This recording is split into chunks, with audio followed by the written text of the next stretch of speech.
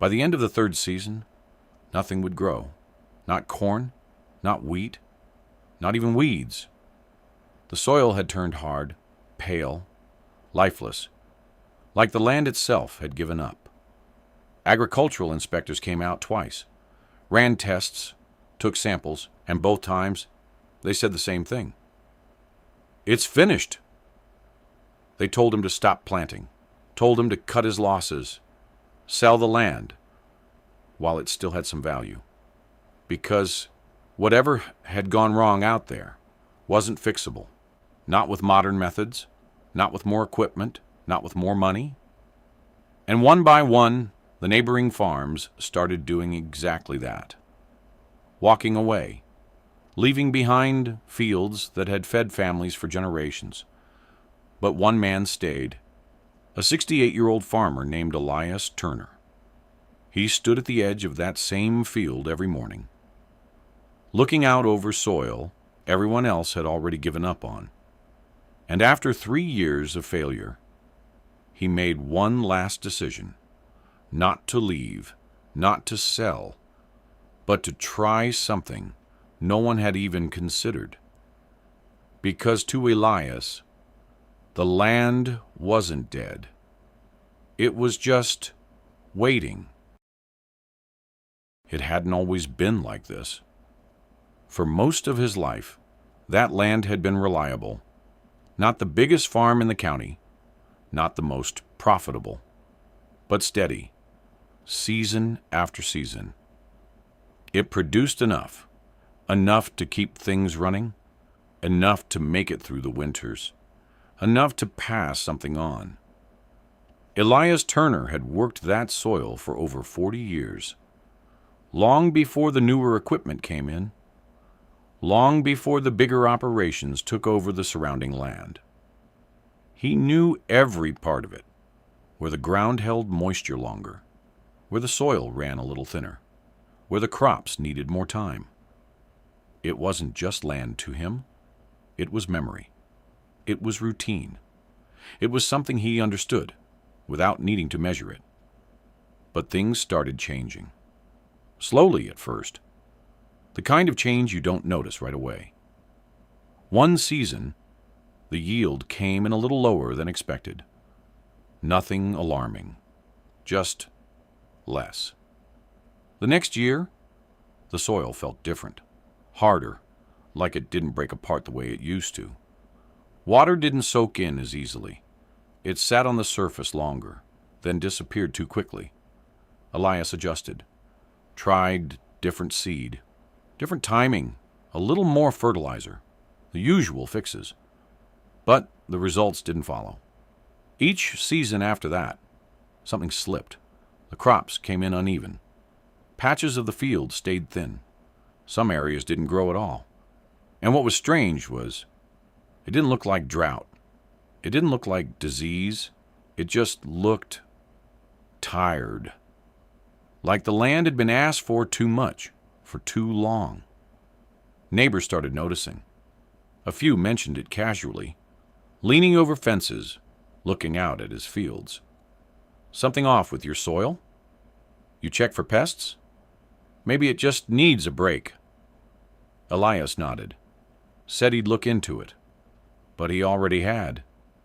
He had walked those rows more times than anyone knew, kneeling down, picking up the soil in his hands, letting it fall through his fingers, trying to understand what had changed. Because something had, and whatever it wasn't going away. By the second year, it wasn't a small problem anymore. It was a pattern. By the third year, it had become something else. Not just decline, not just bad seasons, but failure. Complete. And that's when people stopped offering advice and started offering something else. Exit plans. Because to everyone else, the answer was obvious.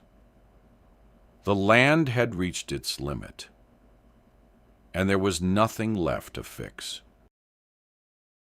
By the time the third season began, Elias wasn't hoping anymore. He was testing, trying anything that might bring the soil back. He started with what everyone else would: more fertilizer, stronger mixes, the kind that promised results in weeks. He spread it evenly, waited, watched. For a while, it looked like it might work. A few patches turned green. Small shoots pushed through the surface, just enough to give him something to believe in. And then they stopped. The growth didn't spread, didn't strengthen, didn't last.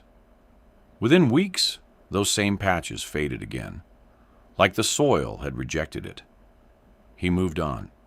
Different seed, hardier varieties, ones designed to survive difficult conditions. If anything could grow there, it would be those. He planted carefully, timed it right, gave it everything it needed. And again, for a moment, it looked like progress. Rows began to form. Thin at first, but visible, alive. And then, the same pattern. Growth slowed, then stalled, then disappeared. By mid-season, entire sections of the field were empty again. No disease, no pests, just nothing. Elias stood there one afternoon, looking across land that had once fed his family for decades. Now silent, unresponsive. And for the first time, he considered it. Selling, not because he wanted to, but because there didn't seem to be another option. The bills didn't stop. The seasons didn't pause. And the land wasn't giving anything back. Neighbors started coming by more often now, not to give advice, but to check in, to talk about what they had done, what they were planning to do. Some had already sold. Others were in the process. A few had switched crops entirely, trying to outrun the problem. One of them stood at the edge of Elias's field one evening, hands in his pockets, looking out over the dry patches. "You gave it a fair shot," he said. "Sometimes you just can't fix these things." Elias didn't answer, because part of him knew that might be true. But another part of him wasn't ready to accept it.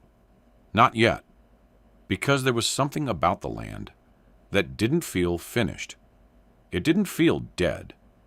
It felt wrong, like something had been taken out of it. Something it needed, but wasn't getting any more. And if that was true, then maybe the problem wasn't what he was adding. Maybe it was what had been missing all along. That thought stayed with him through the rest of the season, through another failed harvest, through the quiet that followed. And by the time the last of the crops had been cleared, Elias had made up his mind. He wasn't going to walk away. Not yet. Not until he tried one thing no one else had even considered. The last harvest left the field almost bare. What little had grown wasn't worth keeping. Elias cleared it anyway, row by row, not because it mattered anymore, but because it was what he had always done. And when it was finished, the land looked worse than it ever had, dry, uneven, stripped down to something that didn't feel like soil anymore. Most people would have stopped there, called it done. But Elias didn't, because over the past few months, that one thought had stayed with him. The problem wasn't what he was adding. It was what had been taken away. He had seen it before. Not here, not on this scale, but years ago, on a much smaller piece of land, back when he was younger, before the bigger equipment, before the faster methods, back when fields were rotated, left to rest, fed differently. He remembered what his father used to say. You don't fix land by forcing it. You fix it by giving it back what it lost. At the time, it had sounded like something old, outdated, something people didn't need anymore. But standing there now, looking out over 3 years of failure, it was the only thing that made sense. So instead of preparing the field for another crop, Elias did something no one expected. He planted nothing. No seed, no rows, no plans for a harvest. Just cover, simple grasses, legumes. Plants that wouldn't be sold, wouldn't be harvested, wouldn't make him any money. To anyone else, it looked like he had finally given up. One neighbor drove by and slowed down, watching the empty field being covered in something that didn't belong. "What are you doing now?" he called out. Elias didn't stop working, letting it rest. The man frowned. "You're losing a whole season." Elias nodded. "I already did." Word spread again, but this time no one laughed. They just didn't understand, because while they were trying to get more out of their land, Elias had stopped trying to take anything at all. He wasn't fixing it. He wasn't improving it. He wasn't even using it. He was waiting. And for the first time in years, the field was left alone. For a while, nothing changed. The field stayed quiet, covered in low, uneven growth that didn't look like much of anything. No harvest, no clear progress, just a layer of green that most people would have ignored. Winter came. The ground hardened. Frost settled over the field, and whatever had been planted disappeared beneath it. From the road, it looked no different than before. Just another failed season, another empty field. And for months, that's all it was. Elias didn't try to speed it up, didn't interfere, didn't add anything. He just let it sit, let the soil do what it hadn't been allowed to do in years. Rest. And then spring came back, slowly. The frost lifted, the ground softened, and something about the field felt different. Not obvious, not dramatic, just subtle. Elias noticed it first, the way the soil broke apart under his boots, looser, darker, like it was holding something again. He knelt down, picked it up in his hands, and for the first time in years, it didn't fall apart like dust. It held, not perfectly, but enough to try again. So he did. He planted, carefully, the same way he always had. No changes, no shortcuts, just one more season, one more chance. And this time, he didn't expect anything. He just waited. The first shoots came in early, small, fragile, easy to miss if you weren't looking closely. But they stayed. They didn't fade, didn't stall, didn't disappear. They grew, slowly, steadily, across the field, not in patches, not uneven, but together. By mid-season, the change was impossible to ignore.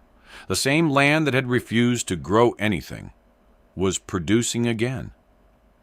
Not perfectly, not like before, but enough, more than enough. Neighbors started noticing, stopping along the road again, looking out across the field, trying to understand what they were seeing, because this wasn't supposed to happen. Not after 3 years, not after everything had failed. One of them stepped out of his truck, walked a few rows into the field, looked down at the soil, then back at Elias. "What did you do?" Elias stood there quietly for a moment, then said the only thing that made sense. "I stopped trying to take from it."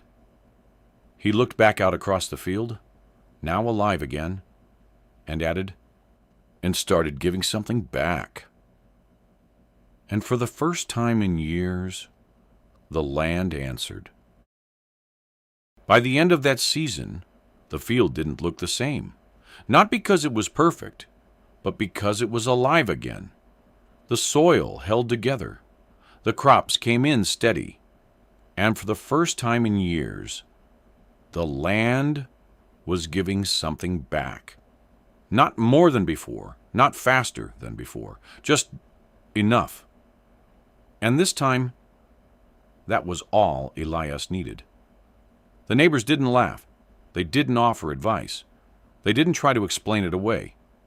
Because what had happened out there wasn't something you could force, and it wasn't something you could rush. A few of them started asking questions, not about equipment, not about chemicals, but about time, about what he had done differently. Elias never gave long answers. He didn't turn it into a method, didn't try to convince anyone.